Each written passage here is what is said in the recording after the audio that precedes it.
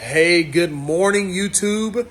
Kenny coming at you today. We have this video sitting right here. So what we're going to be doing in this video is getting the 99 Banshee back together. So as you see right here, we have the frame sitting behind us. I do have it blasted and everything, and we're going to be getting to the oven here in a little bit.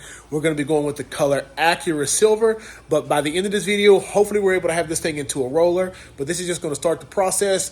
I've done so many of these Banshees, it's going to be kind of hard just to break them down individually, but what we're going to do is get the whole thing assembled. We're going to powder this. I have the swing arm, axle, and everything else done. We have all of our bins up over here. I have not went over, well, I did go over everything that was in the bin in the last video. We just kind of got out of order a little bit because it is winter. I don't know if you can see, I do have a little bit of snow out there in the yard. My shop isn't big enough for me to blast inside, so I blast outside on a huge tarp. And that kind of keeps me at the mercy of the weather. So as long as the weather's nice, I'm able to do it. So today is winter. We got about 6 to 8 inches of snow last week. It's been melting. Well, about like 4 days ago, it's been melting out pretty good. Today was a random day in the mix. That was 50. When I picked the kids up from school, it was 54. So in those hours, I was able to get this thing blasted. Because by the time I really start getting able to work on this thing and get rest of these other videos and these things that I have around here lined up, it's going to be deep in the winter where you're talking to teens in the single digits, and that's going to take my blasting to a halt.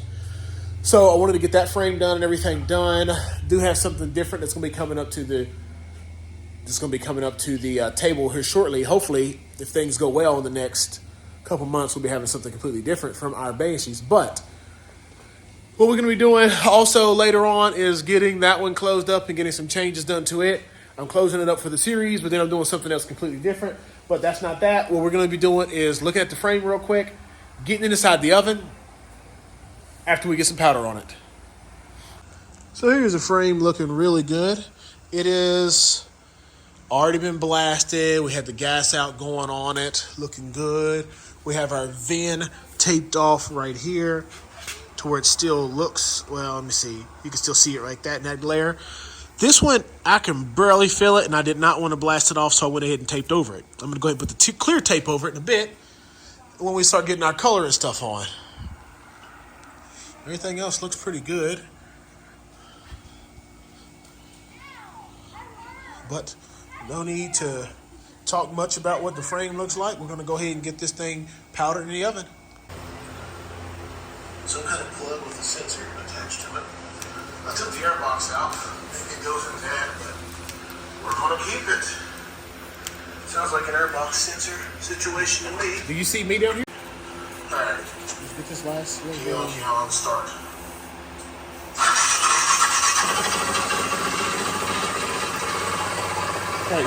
Today's video is going to be a sad update on one of our current builds, but it is an update nonetheless. So on the 1999 Yamaha Banshee, man, my beard looks a little rough. It has come to a halt for right now. Thank goodness a lot of these different parts of the different machines are universal. But I'm going to be out there looking for a new frame. I did buy this frame that had a repair done to it, but I think that it's in worse shape than the prior owner and myself kind of knew about. And what I do is I have two Banshees standing up here beside each other, one with a perfectly straight frame and one with this one. And I want to let you all know why I see, what differences I see, and why I'm choosing to not use this one. Because as you all do know, I do build these machines, and you might see some of them out there later on online being up for sale. And if you see the things that I build and the amount of time that I put in them, I do post them for real money. So I don't take any shortcuts for the most part, and I don't really want anybody to get anything and then find out later on that I sold them something with a twisted frame. So long story short, you did see that we got this machine while I was down in Gatlinburg, had a great deal on it. Overall, it was a project when I purchased it, fine. The amount that I paid for it was still great. I'm not stressed. You live and you learn. These things do happen. I was in the process of getting these parts here blasted, but I see this shock here, the bushing doesn't stay in it. And this one, the bushing down here is kind of messed up and is jacked. So I'll probably take the springs off, keep the springs, and then buy new shocks altogether anyways. The arms and everything look good, and the front bumper, I did throw it in the stripper, strip off everything, all the coating. The spindles look good, but we're going to get that done today. But I decided to take a closer look at the frame. So here we are, we have the frame. Sorry, I got freaking fluid and stuff, but as you see, the frame here on this one is a straight frame. When you come right up, for the most part, this beam here goes straight up. No bend to it or anything, and this one just has a little flex to it. So you're getting that's pretty straight right there. From here to here, straight. But when you come over to the 99 one, I'll say it already has a little cock out to it. Then as you go in, there's, like right here, you can see that's a clear bow that way. So the whole front bows that way. And when you compare the two, sitting back on their back ends, this is straight, this is leaning. So we have that. That was an issue. The front bar wasn't necessarily straight. That was okay. It was decently welded in there. Some of these other tabs could have been worked with a little bit. But overall, it isn't about, the welding or anything like that. But my other thing that I found when I looked down at it, it just looks like it's leaning that way. Everything's going that way a little bit. All right. Then once I flip the frame completely over, like I said, now I'm not going to use it so I don't have to be super delicate with it. And I get it. Sorry. And I get it on its top. You can see that this part's a little twisted that way. So this isn't level either. So, and when you run straight down the machine, and you look at them, some of these bars like this in here, down there, and the one beside it, they should be pretty level, as you see. See how those kind of go together level? But when you come back up here to this is not level. This isn't, meaning this side is higher up. So it's tweaked for sure. And it's not something that I'm going to be able to use. It'll probably stay down in my shop because the amount of machines that I get that have these tabs that I need cut off, eventually I'm going to have these that I'm going to have to, re-weld one of these on there if I have to, something's drilled out.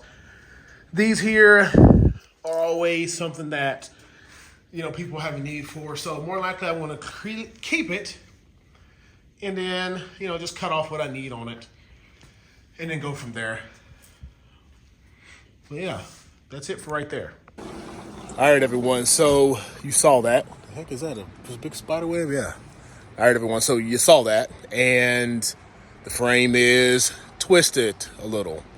So I'm not super stressed out about it because I still have the motor and all that. I mean, for the price that I paid for it, having the motor and the carbs and all that other stuff, I still feel like I did well. Rims, wheels, everything's there except for a frame. And I have purchased another frame, so the build isn't held up any longer. I went to Brian Eoff. I think he is at West Coast's ATVparts.com, and he gave me a really good deal on a 99 with a title, so that's actually on its way here. So it's not going to hold this up too much. So what we're going to be doing is just go ahead and close this video out. I'm going to go ahead and jump into the next one with this series right after I get it powdered and everything. So it's pointless to show you that one powdered. I just powdered this one. So the next video that's going to be coming up with the 99 is the reassemble of everything and making sure everything is there. So hopefully that's one complete motor build. Well, one complete build. I'm not going to do a huge motor build on it. I've done that before. I might do some time lapse and get some nice little clips going on, but overall, there's no need to go step by step because all of them are step by step. And for the most part, I'm going to keep these motors close to stock as possible. Make sure I have good compression and make sure the bore and stroke is as close to stock as possible. If it has to be overboard, it will have new pistons and all that. But I just want to keep you all in the loop, let you all know what's going on and what we're going to be expecting in the future so we can know where to build. So the guy who's watching this, If you're the guy who I bought it from, do not think that there's any hard feelings, no issues. I don't think you got over me. It's no problems like that, anything like that. It's just, it just kind of is what it is. You learn and you live and you go through these things. But everything's good. If you enjoy this kind of content, hit that like button, subscribe. Check out the 95 that we're doing right here. And also check out the 93 that we did over there.